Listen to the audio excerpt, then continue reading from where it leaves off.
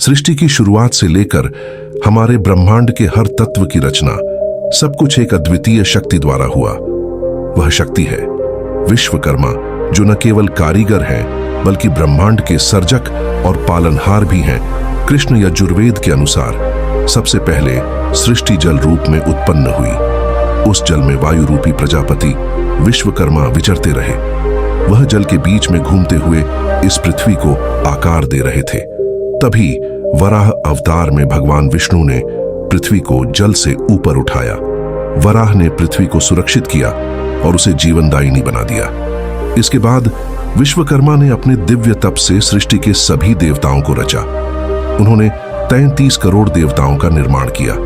यह 33 करोड़ देवता कोई साधारण संख्या नहीं है। कोटि का अर्थ है एक समूह। यह देवता प्रमुख रूप से 33 वर्गों में विभाजित हैं। पहले आते हैं अष्टवसु, 8 महान देवता जैसे धारा, ध्रुव, सोम, अहस, अनिल, अनल, प्रत्युष और प्रभास। ये देवता प्रकृति के विविध तत्वों के स्वामी हैं। फिर आते हैं एकादश रुद्र, 11 रूपों में भगवान शिव, जिनमें अजा, एक पद, अहिर्भुधन्य, त्वष्टा, रुद्र, हर, शंभु, त्र्यंबक, अपराजिता, ईशान और त्रिभुवन शामिल हैं। इसके बाद द्वादश आदित्य, 12 सूर्योक्त देवता जैसे धाता, मित्र, अर्यमा, शुक्र, वरुण, अंशा, भग, विवस्वंता, पुष्ट, सविता, त्वष्टा और विष्णु।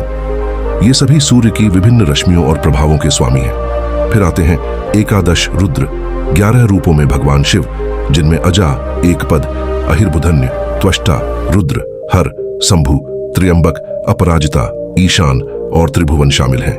इसके बाद द्वादश आदित्य, 12 सूर्योक्त देवता जैसे धाता, मित्र, अर्यमा, शुक्र, वरुण, अंशा, भग, विवस्वंता, पुष्ट, सविता, त्वष्टा और विष्णु।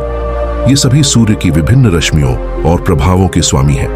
और अंत में अग्नि और इंद्र, जो शक्ति और ऊर्जा के प्रतीक हैं।